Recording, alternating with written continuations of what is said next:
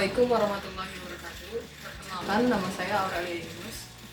Di sini kita akan membahas mengenai bagaimana teman-teman dari mahasiswa baru 2020 bisa menyesuaikan kehidupan di kampus, terutama bagaimana hal-hal akademik yang ada di sekitar lingkungan kampus ini bisa berjalan dengan baik.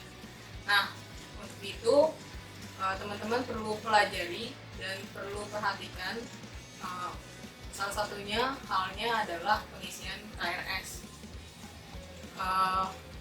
Selanjutnya, mari kita dengarkan sedikit bagaimana penjabaran dari Bu Devi selaku dosen pendidikan sosiologi. Ya, sebelumnya saya mengucapkan selamat datang buat calon mahasiswa program studi pendidikan sosiologi mahasiswa baru tahun 2020. Tadi sudah dijelaskan oleh Aurel ya, yang nanti menjadi kakak kelas kalian ya, Aurel ya. Perkenalkan dulu sebelumnya, nama saya Devi Septiani. Kalian nanti akan ketemu saya di beberapa mata kuliah. Saya sudah mengajar di program studi pendidikan sosiologi dari tahun 2012 kurang lebih ya. Tentunya lingkungan kampus dengan lingkungan Anda semua sebelumnya di SMA sangat berbeda ya. Di SMA dulu mungkin kalau kalian malas belajar atau kalian mau belajar apa besok, itu guru lebih perhatian ya. Dalam artian guru lebih memfasilitasi ya. Nah, di kampus bagaimana? Di kampus dosen memfasilitasi, tetapi kalian di sini lebih belajar untuk banyak mandiri ya. Dari tadi mungkin Aureli sudah menjelaskan salah satunya dalam pengisian KRS. Apa sih KRS? KRS itu kan kartu rencana studi. Jadi kartu rencana studi itu tentunya kalian punya akun masing-masing ya. Kalau di UNJ namanya SIAKAP atau Sistem Informasi Akademik, SIAKAP UNJ.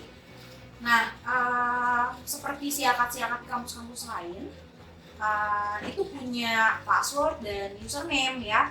Password dan username itu kalian dapatkan ketika kalian melakukan pembayaran di bank ya. Kemudian ketika kalian bisa masuk ke SIAKAP, tentunya ada beberapa hal yang perlu kalian isi. Yang paling utama adalah kalian harus bisa mengisi biodata. Yang perlu diingat adalah semua yang diisi di dalam KRS itu harus sesuai dengan identitas KTP kalian, ya, identitas orang tua, KTP dan kakak orang tua, kemudian ijazah kamu. Nah, untuk step by stepnya nanti bisa cek link yang sudah disediakan ya di video ini.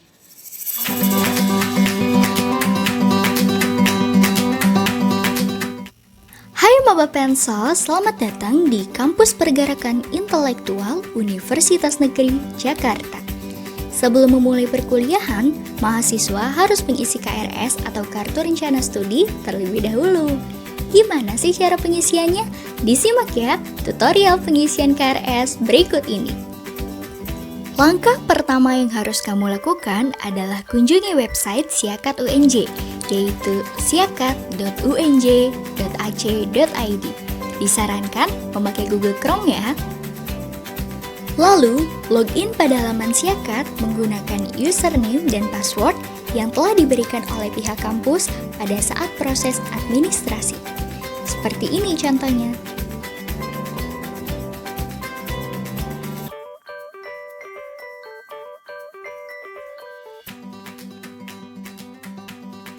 Setelah itu, kamu akan masuk pada beranda SIAKAT UNJ.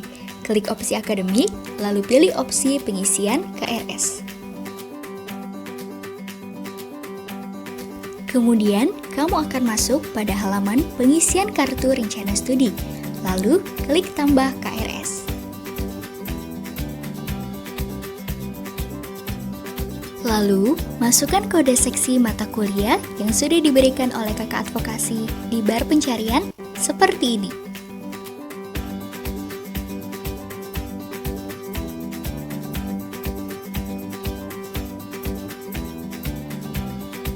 Setelah muncul mata kuliah yang sesuai, klik tambah untuk menambahkan mata kuliah pada KRS-mu, lalu klik OK.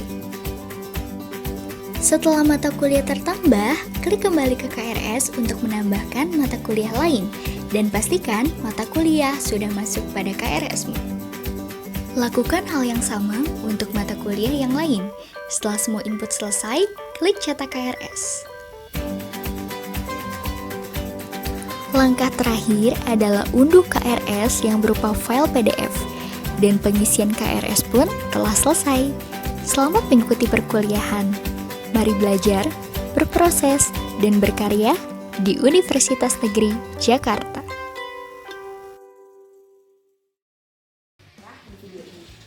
Kemudian yang kedua, bagaimana kamu merencanakan studi kamu ya. Di UNJ sendiri mata kuliah itu memang sudah dipaketkan dalam artian kamu dipaketkan berapa SKS untuk semester 1 sampai semester 8. Di semester 1, ini contoh ya, misalnya dipaketkan 22 SKS. Nah, mata kuliahnya A, B, C, dan D gitu ya.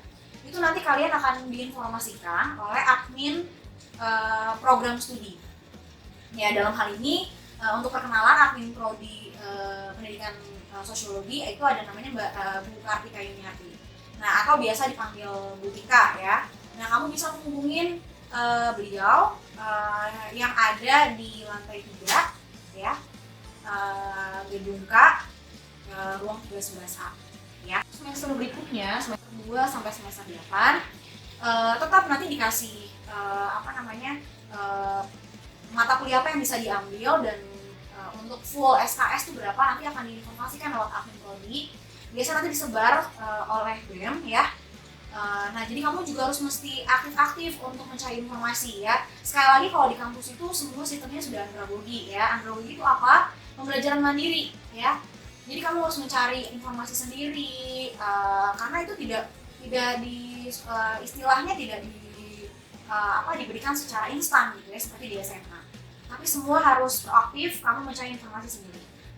Nah, kembali lagi tadi, di semester 2 sampai semester 8 nanti prodi akan menyediakan berapa maksimal SKS yang bisa kamu peroleh, yang bisa kamu ambil. Nah, tapi itu berkaitan juga sama IPK kamu.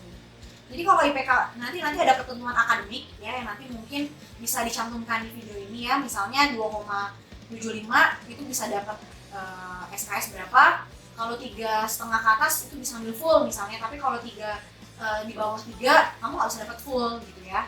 Nanti ketentuannya bisa dicantumkan di video ya. Nah, kemudian jika memang prodi itu misalnya kamu di bawah ambang IPK 3 ya, berarti kan kamu tidak bisa mengambil SKS full. Nah, nanti ada yang namanya pembimbing akademik ya. Itu nanti akan otomatis diberikan oleh prodi siapa pembimbing akademik kamu. Nah, kamu bisa berkonsultasi dengan pembimbing akademik yang pembimbing akademik itu adalah dosen program studi sendiri ya. Kamu bisa berkonsultasi dengan mereka, kira-kira mata kuliah apa yang harus kamu ambil ketika kamu tidak bisa mengambil full. Jadi nanti ketika kamu sudah bisa memutuskan di semester 2 dan berikutnya mata kuliah apa, kamu mengisi KRS ya, semester 1 sampai semester 8 kamu bisa mengisi KRS. Tadi yang saya kembalikan lagi untuk saya notice lagi, kalau di semester 1 mungkin semua sama, mata kuliah semua diisi. Tapi kalau semester 2 dan berikutnya kamu butuh pertimbangan ya, kecuali kamu SKS-nya full atau SKS-nya bagus, bisa ngambil semua mata kuliah full. Nah, itu kamu isi KRS disesuaikan dengan tadi paket mata kuliah yang sudah diberikan sama prodi ya. Nah, nanti kamu bisa buka KRS lagi di siakat UNJ ya. Nah, kamu bisa login lagi pakai username dan pakai password yang sudah diberikan. Nanti di situ ada Tumnayong atau pilihan pengisian KRS. Nanti kamu isi KRS di situ. Nanti di paket yang sudah diberikan sama prodi itu ada namanya kode seksi mata kuliah. Nanti kamu bisa search di situ, nanti kamu klik tambah. Nah, di situ kamu masukkan mata kuliah yang perlu kamu ambil di semester itu. Nah, jangan lupa nanti kamu klik simpan. Nah, nanti kamu cek lagi apakah berulang-ulang, apakah memang sudah fix Gitu. Jangan sampai nanti ada mata kuliah yang tidak terisi di PNS. Gitu. Yang pertama. Kemudian yang kedua, ketika kamu sudah berjalan proses pembelajaran, tentunya ada beberapa hal yang perlu diperhatikan ya. Nilai untuk nilai kamu minimal lulus itu C. Ya. Jadi tapi usahakan jangan sampai C gitu ya. B aja itu udah perlu kamu khawatirkan gitu ya. Jadi saya sarankan nilainya ya minimal B ya. Karena ada B plus, B min ya. Minimal B lah ya. Nah, di program studi pendidikan sosiologi itu ada beberapa tipe mata kuliah. Ada namanya LMU atau dulu namanya mata kuliah umum. Itu bahasa Inggris, bahasa Indonesia, PPKN dan sebagainya lah ya. Nah, itu wajib lulus ya. Kalau itu tidak lulus, kalian tidak bisa mengambil skripsi. Ya, jadi itu semua lulus dengan nilai minimal B. Kemudian ada karena kalian program studi pendidikan sosiologi, kalian akan mengambil mata kuliah kependidikan atau disebutnya MKDK. Nah, MKDK itu sistem kuliahnya itu prasyarat. Jadi ada 4 kalau nggak salah, ada 4 mata kuliah dari mulai pengantar pendidikan sampai terakhir nanti ada profesi pendidikan. Nah, itu kalian tidak bisa mengambil mata kuliah berikutnya kalau mata kuliah MKDK sebelumnya tidak lulus. Itu yang dinamakan mata kuliah prasyarat. Tapi kalau MKU enggak. Misalnya kamu bahasa Inggris semester ini nggak lulus, semester depan kamu mau ngambil bahasa Indonesia masih bisa, gitu ya. Dengan sama mengambil mata kuliah yang sama yang lulus sebelumnya MKU.